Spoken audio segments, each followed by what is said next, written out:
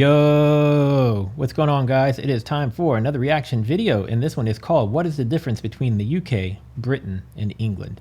And I will say I've never traveled abroad, and this is one that I feel like I probably have mixed up in the past and don't get correct, and don't really know properly what each one is. So I'm hoping to learn that in this video. Let's see.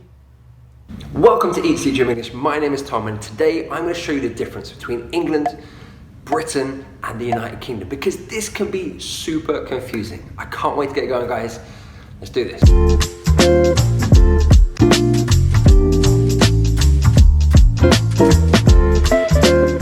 Okay, let's start really small. We're going to start with London. London is the capital city of England. It's also the capital city of the United Kingdom. Don't get it confused with England, with Britain, with the United Kingdom. It's just a city. 7 million people, that's all it is. Okay, now we know what London is. Let's look at England, Scotland, Wales, and Northern Ireland. Let's start with the four main countries. We have England, Scotland, Wales, and Northern Ireland. Now, they all have their own separate parliaments, their own separate cultures and identity, accents, and their own capitals. So London is the capital of England, Edinburgh is the capital of Scotland, Cardiff is the capital of Wales, and Belfast is the capital of Northern Ireland. Each country has its own flag, it has its own national anthem.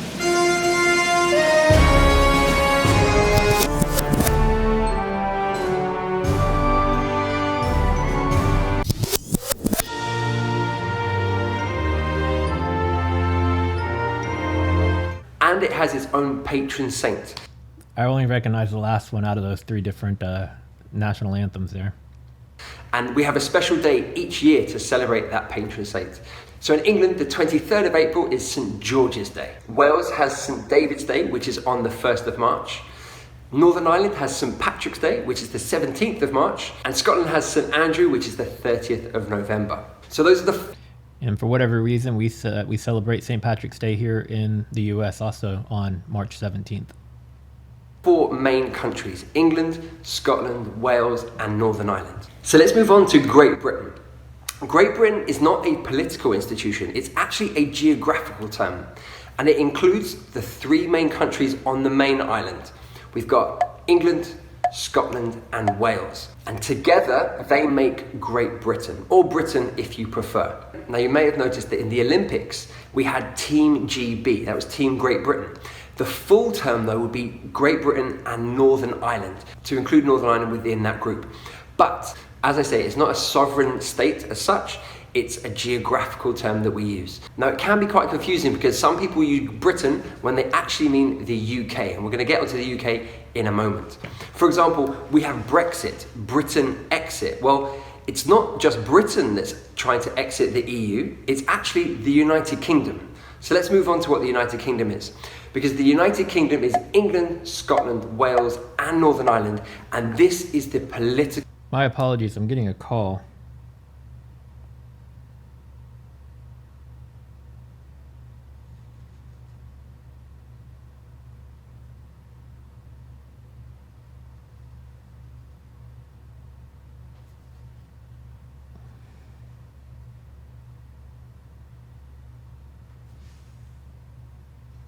Sorry about that, guys.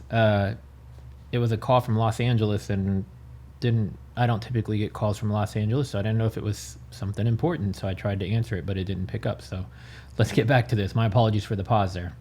Entity. This is a sovereign state. Just in the same way that the USA is a sovereign state, or China, or France, or Australia, so the UK is as well. Now, the full term for the United Kingdom is the United Kingdom of Great Britain and Northern Ireland, and it's been like this, in this form, since 1922.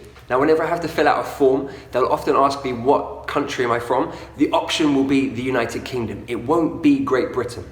Equally, when I lived abroad and I was sending post back home, I would put the name, the address, England, and then at the end I would put the United Kingdom, because ultimately that is the sovereign state. So let's quickly review. We had four countries: England, Scotland, Wales, and Northern Ireland. The geographical term for England, Scotland, and Wales is Great Britain, and then the political term for all four countries is the United Kingdom of Great Britain and Northern Ireland, shortened down to the UK. But hold on, that's not it. We've got more. So we also have another term, the British Isles. The British Isles.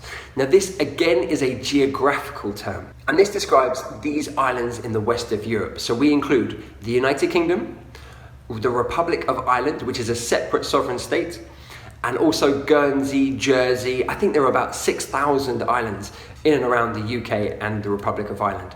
And these are the British Isles. Now it's important to stress here that the Republic of Ireland is a separate sovereign state. Just like France is a separate sovereign state, or the United States is a separate state, the Republic of Ireland is also completely separate from the United Kingdom. All right, let's move on to the Commonwealth of Nations. I think I'm following all this so far. I mean, he did say it was confusing, and it's only a tad bit confusing, but I think I have a better understanding of it than I did previously.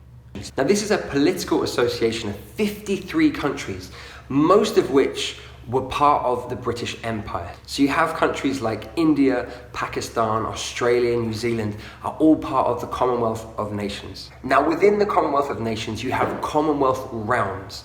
Now, these are 16 sovereign states that have the Queen as the head of state.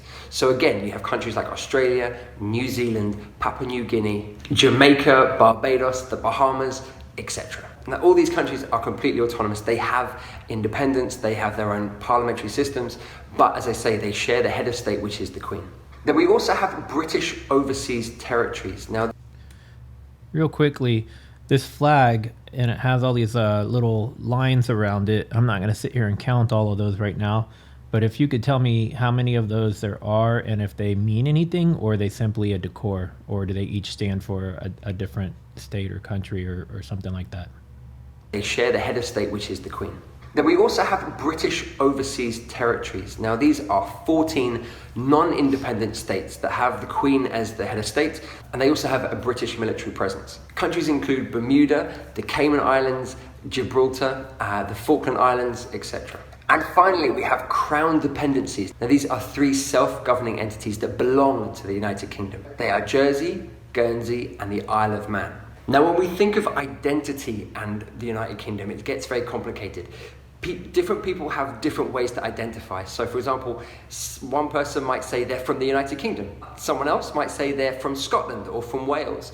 Someone else might identify with their city as being the most important thing to them. So the United Kingdom and identity is a very complicated issue, especially these days with Brexit, with a Scottish referendum on independence, things like that. It can be confusing. I hope this has cleared up any confusion you have about the different terms that we use. Now remember guys, I've got a guidebook to British English and British culture coming out really soon. When it's out, I will put the link in the description below. But thank you for watching guys. Until next time, this is Tom, the Chief Dreamer, saying goodbye. All right, that helped me out a bit. If you guys are looking to learn more about that stuff, he's got quite a few videos on his channel. You should go check it out. To just kind of break it down similarly here in the US, and I think most people get it, but just in case you don't, our country is America, right? United States of America. And it is in North America, but Canada is also just north of us, also in North America, but obviously their own country. Now within the United States, we have the 50 states, and each state is, we have federal and local laws. So federal is going to be across the board, local is going to be within that state. So certain laws can supersede one another depending on how the state recognizes it. And then within each state, we have cities. So for instance, I'm in Houston, so Houston, Texas, and then the Texas is in the US. But we can also have sometimes what people might refer to as towns, which are just really, they're not quite large enough to be a city. But where I even get a little bit confused myself is up in the northern part of the US. There's areas that I think they call townships. And I don't really know what constitutes as a township. I don't really know what that means because I've never really explored those areas in person. But I guess it would be kind of the equivalent of maybe a city or maybe a smaller city or the suburb of a city. I'm not really sure how that part breaks down myself. So hope that helps a little bit to understand about the US. It's basically North America, US is in North America, and then you have the states, the 50 states, and then within each state, you can have multiple cities. And then I guess there's one more layer actually that'll get it a little bit more confusing. We also have counties. So in Houston, your municipalities are going to be based off of what county you're in. And so our county is Harris County, but also we have a lot of surrounding cities that are part of Houston and in Harris County, but they're also their own city. So a lot of my family lives in Cypress, Texas, which is a suburb of Houston, and Cypress is technically its own city, but it's in the same county. Whereas where my office is, where I work, it's equally just as far outside of Houston. It's the area called Sugarland, but Sugarland's in a different county, and it's in Fort Bend County. And Katy, Texas is also in Fort Bend County, and there's some cities that sometimes overlap where they're in two different counties. And so that can get quite confusing. And the counties will kind of determine things along the lines of what courts you might have to go to if you got a traffic violation or committed a crime, whether or not it's a county-based court you're going to, or are you going to be going to a city-based court. So yeah, there's a lot of different things there that I think could obviously get very confusing. And that's just how it is in Texas. I think it varies sometimes in certain states. For the most part, every state has counties, but I think there's a few states that operate a little bit differently than that. So we'll end it there because I know I'm probably confusing people. If you are from England, UK, Britain, Great Britain, Wales, Scotland, and there's some videos you think I should check out, I'm trying to broaden my reactions. And so I've already selected a few what I feel key countries that I'm going to start with, and started lining up videos to do reactions to per country. So the UK is one of them.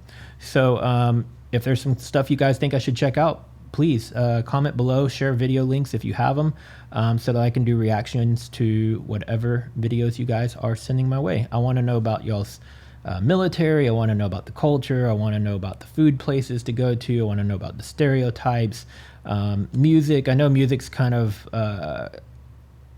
global these days, but I know also there's a lot of music that is very specific to the UK. So stuff that maybe not typically reaching it here in the States. So yeah, whatever you guys want to share in the comments below, please do, so I can add those to my list to react to. If you're new here, please subscribe, click that bell so you'll get notified every time I upload a new video. If you enjoyed this video, give it a thumbs up, and I will see you guys in the next video.